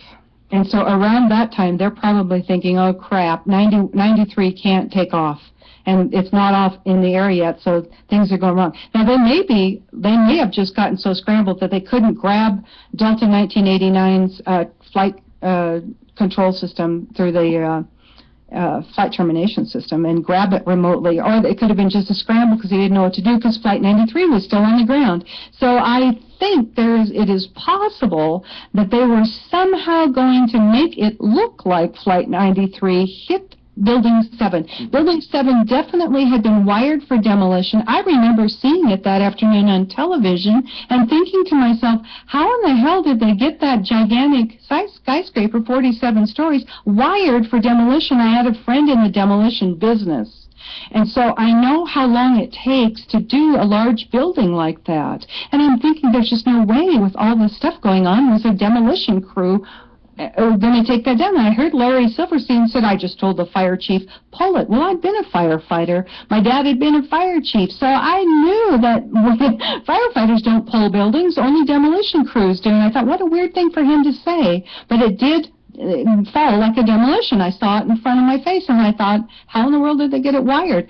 I referred to it as an exaggerated case of Jewish lightning, and I do allow and admit that was possibly a tactical error that brought myself and my show and my magazine to the attention of the Mossad. Russell, people are asking about you. Sorry to keep you on hold. I thought this was pretty interesting. This Rebekah Roth here, she's got it detailed pretty well, but it's really nothing new that we've talked about all this. She just added a little bit of flesh to it. And all I could comment on, if anybody in America doesn't know at this stage of the game, 14 years later after the horrific and horrendous event, that the Ashkenazi Zionist Jews and their rogue racist nation called Israel, for ISIS, Ra, and El, is not responsible for the destruction of the Twin Towers, a bona fide nincompoop. And they should be ashamed of themselves. This information has been out 14 years. Makes me feel like I'm in the wrong business. I ought to be selling bridges in Arizona.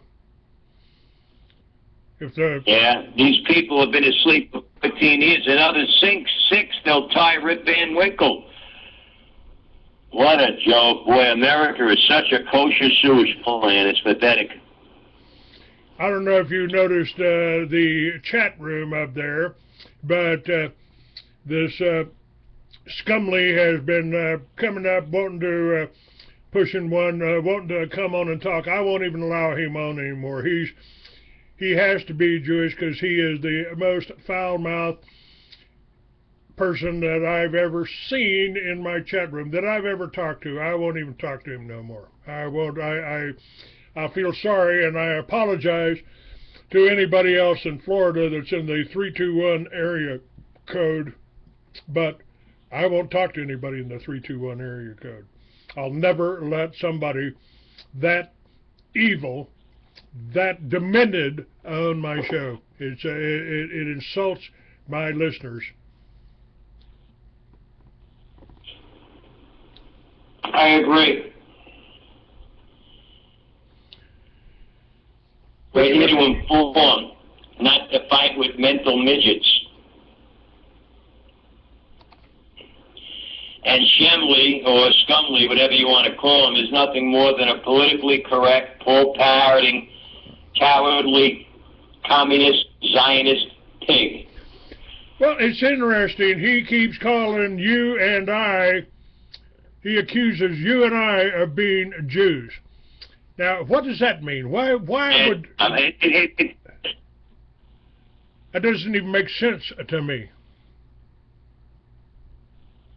No, it doesn't. To understand him, you have to have no mentality. You have to be a blank mind. This way absorb all his bullshit. He is one fracking fraud. He's right there in your neighborhood. I wish I lived in your neighborhood. I would be knocking on his door. Clay. Shemley is 6 hours away from me. Florida is a very big state. He's in the Boca area, in Palm Beach County, possibly Broward County. He might even be in Dade County, that South Florida area. That's 5 to 6.5 hours, depending upon how fast you drive to get there.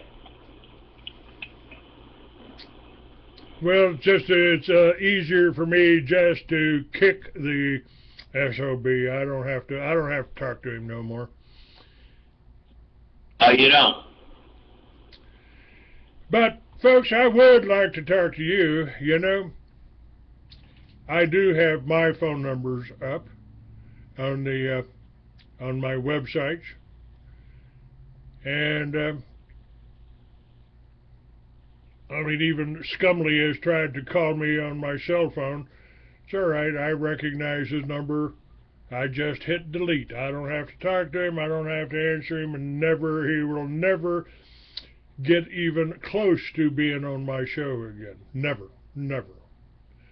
So, but the fact that he keeps trying is interesting. It shows how absolutely insane he is. And unfortunately, you know, I mean, he may be an exaggerated case of insanity, but there's a lot of people out there, and you've referred to them, that just don't have the mental capacity to understand, we're not playing games here. I took an oath when I went into the Army to defend the Constitution, and that included the American people.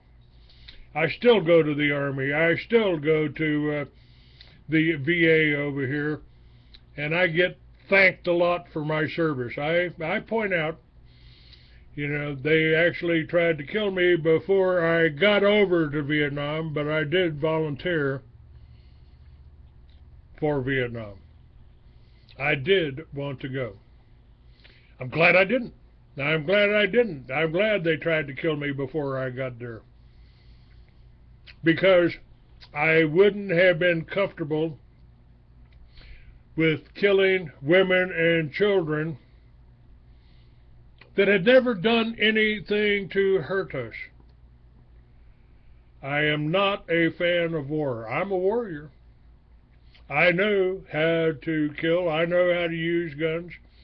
I'm real comfortable with knives. But you don't have anything to worry about me. I won't kill myself, and I won't kill anyone else unless they attack me. I'd like to add something to that. You mentioned knives. I have a tremendous knife collection, but there's a website called fightfast.com. Fightfast.com.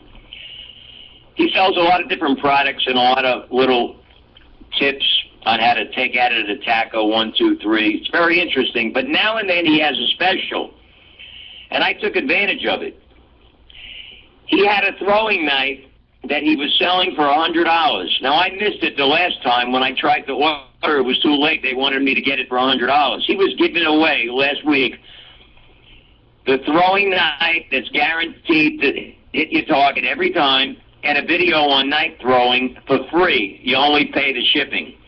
So I'll be getting that in the mail. And I'm also ordering a target with 12 throwing knives. It's like a large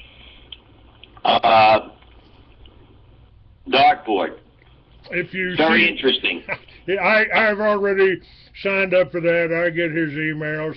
I got the throwing knife, and I missed out on the cane. I wanted the cane, and I missed out on that. Which cane did you want, Well, Clay? I don't know. He was just talking about a fighting cane, and I didn't really get to see it. But I have a cane collection. 1 or 2 have swords, very tough, durable swords. I like canes. Canes are very important. In fact, I used to do a video, I should do it again, on the use of the cane as a weapon for the elderly. It could be pretty devastating. I learned it when I was studying Aki-Jitsu back in 91 to 93 in Hicksville, Long Island, under Graham Lewis, who's a noted, probably still alive, probably now a 10th degree Bushido and Aki-Jitsu master. And by the way, folks, Steven Seagal really does Aki-Jitsu, not Aikido. Most of those moves are Aki-Jitsu moves. But I was taught how to use the cane as a weapon back then.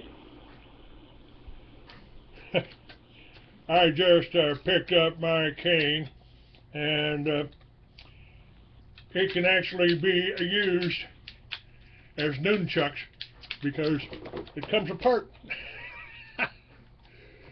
You can. That's cool. You can fold it up and put it in your pocket. And I actually use it a lot. I like the cane because you could strike to the sides, either side, to the rear, and to the front. You could knock a weapon out of someone's hand and strike at the same time to the head, the temple, the eyes, the throat, the groin, if you wish. Very interesting topic. The use of the cane is mandatory in this day and age. Well, especially if one lives in a metropolitan area and goes out on the weekends to shows after sitting or concerts. You never know. After sitting down in this chair for 2 hours every morning, sometimes I need the cane just to get out of it.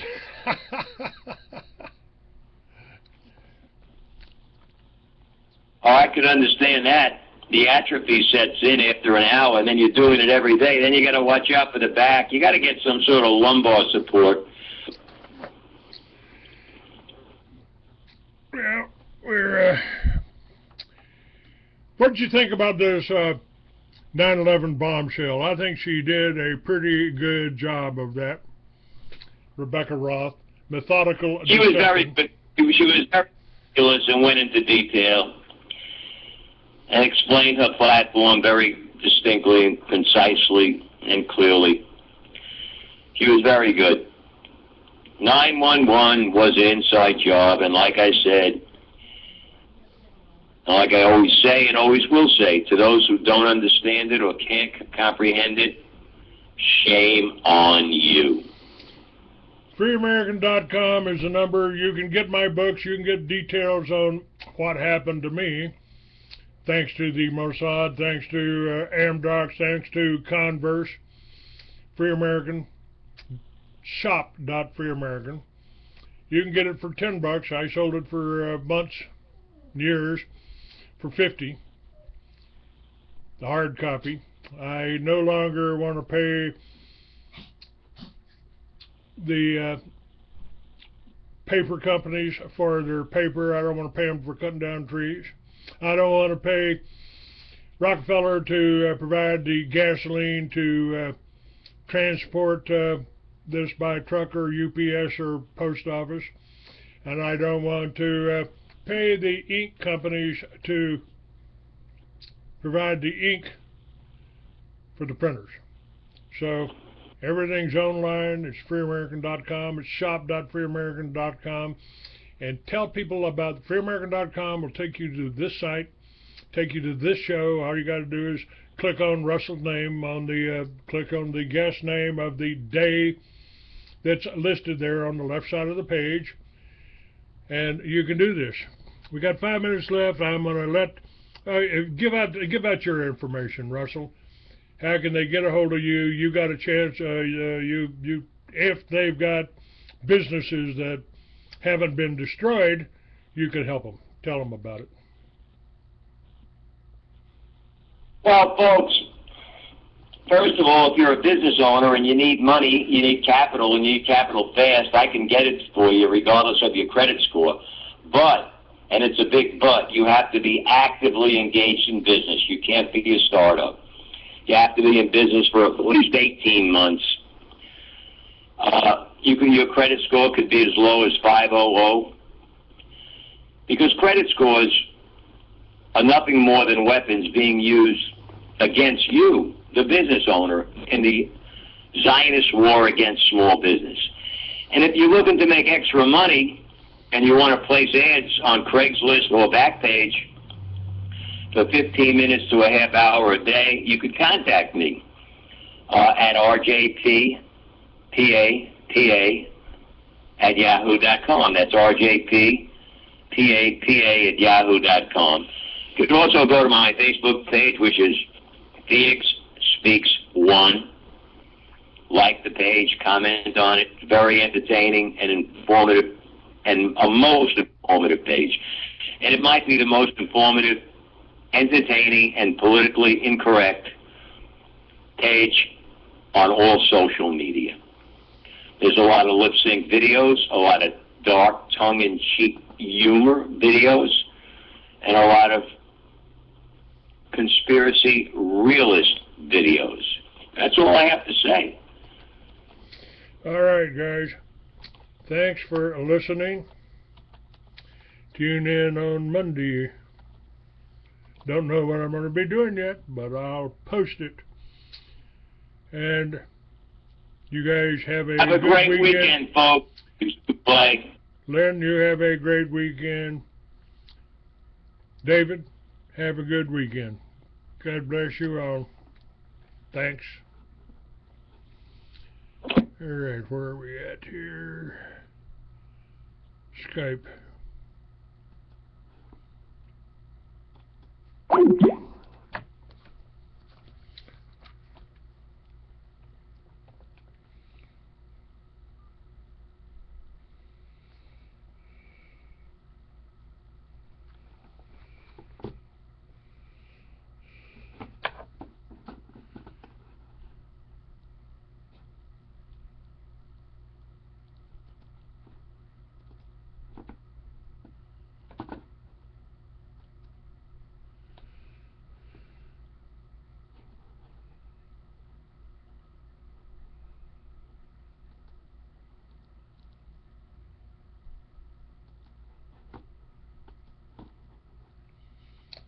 See ya.